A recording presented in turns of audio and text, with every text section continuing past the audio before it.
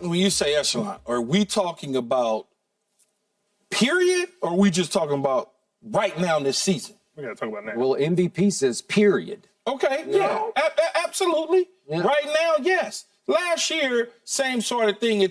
Injuries have kept him from behind. I wasn't a big Tua guy to begin with because, I don't like itty-bitty quarterbacks, right? But you can't deny what he brings to the table for the Miami Dolphins.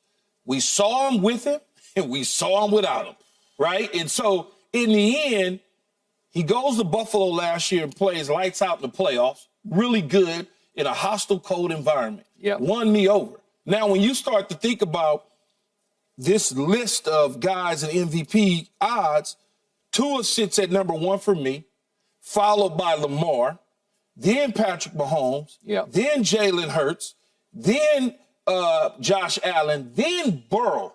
And you say, well, Burrow's at 6, but Burrow's 0-2. If we're talking about just this year. And now he's hurt. And now he's hurt. He's at so I don't even know why he's on that list at that high. When you say Tua, passing yards, he's 715. He's only thrown 2 interceptions, right? Eight rushing yards. He's putting the ball in the air, 4 TDs. And Mahomes slightly lighter at 531. Lamar is undefeated. Out there, wicked throwing the ball all over the lot. Just wicked with it. And we know what his legs can do. And Jalen Hurts is undefeated as well. So when you start to think about that, Tua's slightly in front of them. Slightly, because the offense has been prolific with a little bit of help from Tyreek. Are you buying him as... if he stays healthy, all right. If they stay healthy, they're going to be one of the last 2 to 3 teams standing in the AFC. Now, I would say my MVP candidate list look a little different than his, but I would say I agree with him with Tua right now because he's playing so well. Their offense, this is the first time he's had an offensive coordinator for 2 years in a row. And last year, you got to see glimpses of what he could be with Mike McDaniel in this offense and a running game and these receivers. But he had 3 different coordinators before that. So it's cool to see him have this kind of progression and thrive in the way he does. But I don't think he can win MVP because of Tyreek. Because he will lose votes to Tyreek. If Tyreek right now has 255 yards total on 16 catches, 3 touchdowns, he's projected to have 2,100 yards. And he would break the receiving record. So a receiver that breaks the receiving record is going to get MVP votes. He's having that kind of season. He's having that kind of impact, and his plays are flashy. So in order for a quarterback like Patrick Mahomes, he's not going to lose votes to anybody, even Kelsey. He's not going to lose MVP votes to Kelsey because they're going to still say, hey, Kelsey's only got 25% of his yards. The rest of it are going to guys that aren't true number 1 receivers. But Tyreek Hill is a true number 1. Some would argue the best receiver in the National Football League, leading the league in receiving yards. He's going to get some MVP votes. So that's the only thing that I think. The problem, though, is he's up against a quarterback. That's the only problem. And they don't necessarily love Tyreek. Even though he's the top receiver in the league, the voters don't necessarily love him. They've fallen in love with Tua. So a lot of the Tua stuff, they will say Tyreek is doing those sort of things because Tua's delivering the football, which he is. So I understand what you're saying. It's a little bit different when you got 2 dudes on the team trying to get the Heisman. You lose votes as far as that goes. But as far as the NFL and quarterbacks, they're going to give that to a quarterback before they are at any other position. It's just all I'm saying is the record. Unless Michael Parsons goes 25 sacks or something. Right, but the record-breaking performance. See, that's what I'm saying. Like if Michael Parsons broke a record, he would break the record for sacks. That would put him in the discussion. Breaking the record that's lasted for a long time for receiving yards would put him in the discussion. And he's on pace for 26 touchdowns, which I don't think he's going to get. But he do some stuff like that. Tyreek good, though, man. Hey, I am still not sold on Tua. I never was sold on Tua, but I'm becoming sold on Mike McDaniel because he's like some Harry Potter wizard. Seriously, where I used to think he looked like the ball boy. Like if you just put a ball boy uniform on it, I'd say, well, he just the ball boy. He still looks like a ball boy. Right? That's it. Tua is smallish. He's not that athletic. He's soft arm. He throws a lot of balloon ball floaters. He did it at Alabama, and he got away with it because he had a track team of receivers, and now he's got another track team. Okay, he's got the two most lethal deep speed receivers in the game. He's got both of them, one over here and one over here. And yet he was so fragile to a fault at Alabama. He had reportedly 5 surgeries at Alabama. And we saw what happened even last year. If he gets hit, he gets concussed like that. God bless him. But my point is, I'm looking at his time to throw this year. He has the second lowest time to throw in football because he's just getting rid of the ball before he even should think about getting rid of the ball, because Mike McDaniel is teaching, just let it cut it loose, throw it up, because they will run underneath it. I keep watching saying, I've never seen anything like this before, because he is throwing it way before he should throw it because they're just too fast. They're going to track the ball down almost like it's a punt. Just throw it up somewhere and they'll go get it. But you can throw it long before you think you should, because if you wait much longer, you will underthrow every throw that you try because they're too fast. But throw it before you even think you should. But Skip, what happens in those situations, I understand what you're saying. It's all about the anticipation.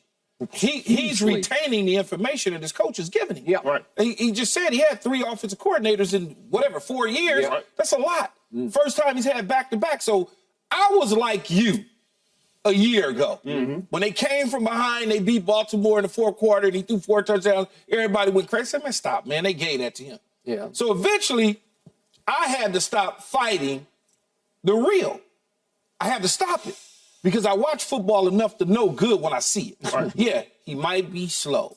He might be a little pudgy. He might be all of those sort of things. Because people, I say that because that's what people try to say about him. And when you look at it, no matter if his arm strength is Dan Marino or not, the ball is getting there because of the anticipation. Yep. I want a quarterback that's going to anticipate my breaking out of a route. I don't want to see my quarterback release the football.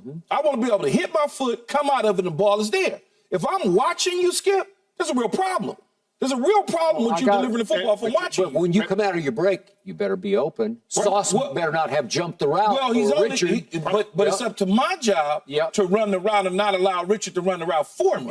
But you see he's innovative, and this is Mike McDaniel I'm talking about, Mike McDaniels.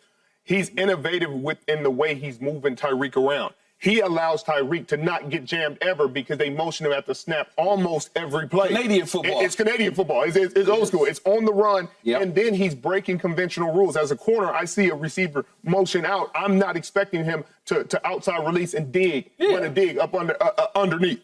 I'm expecting him to go vertical, out, stop, anything like that. But he's breaking rules, and Mike McDaniels is one of the best schemers in football minds in the National Football League. And he's a product of Cal Shanahan's tree and the whole Sean McVay. It's again this West Coast theory, but he's getting the ball out. Now you did see one of those lollipops in the New England game. The New England game, he threw it to Christian Gonzalez. He was late. I mean, well, he wasn't. He just threw it up, and Christian Gonzalez, and they jumped and got it. And they jumped and got it. But you also watch that game, and you know how great Bill Belichick is in defensive football. His mind putting his players in. But Tua 6-0 against him. Right. 5-0. Which goes to Tua's mind and processing because Bill is throwing everything in the kitchen sink at you. He's making it difficult on even the best. You watch Jalen Hurts, who you just talked about on your MVP rankings, struggled against the coverages and the combinations that Bill Belichick put in front of him because it's different than anything you will ever see. He struggled the next week because they matched what Bill Belichick was trying to do. So you got to give Tua a ton of credit for his processing. I'll give him all that. And I talked to his teammate yesterday. I talked to Raheem Mostert about Tua. You played with him. And I played with him in San Francisco. And what he said was Tua studied jiu-jitsu. It's not going to go. Jiu-jitsu. You got it. But in order to tuck his chin and protect him from getting those concussions, so when he's taking hits, when he's going to the ground, he's literally being conscious of tucking his chin and making sure his head never hits the ground. And they're being very conscious as an offense. He got hit in the New England game, but they hate for him to get touched, period. They're taking a lot of pride in that. Yeah, and he's getting rid of the ball before anybody can hit him. Now, do I think everything is sustainable? We'll see. Yeah. Right now, he's my leader. Okay, I'm going to throw one last point at you, and you can laugh if you will. I'm a University of Oklahoma fan because I was born and raised in Oklahoma City. Don't Okay, tell me listen Baker to this. Mayfield. No. Don't do this. I'm going to do this. We got a little left-handed quarterback from Hawaii that looks just like Tua, and his name is Dylan Gabriel. Yeah, He's Gabriel. 11 touchdowns for 1 interception so far. He can wing it.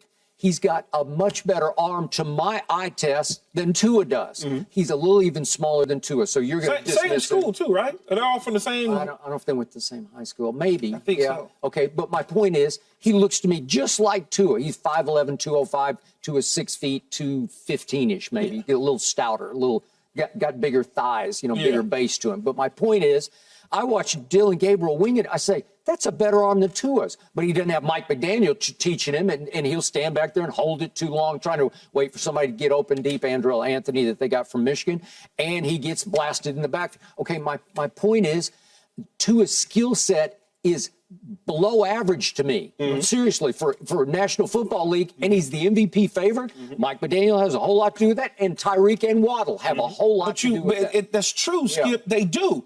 But he's doing something. He ain't just taking the information from Mike McDaniel and throwing it to Tua. He's got to process it. Yep. He's got to retain it. Then he's got to spit it out. Yep. All right, back to Deion. Up next, why has Deion in Colorado become the center of the sports universe?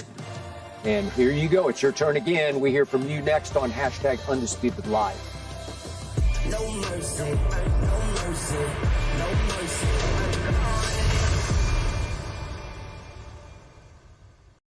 Thanks for watching, Undisputed fans. Do you want more highlights from the show?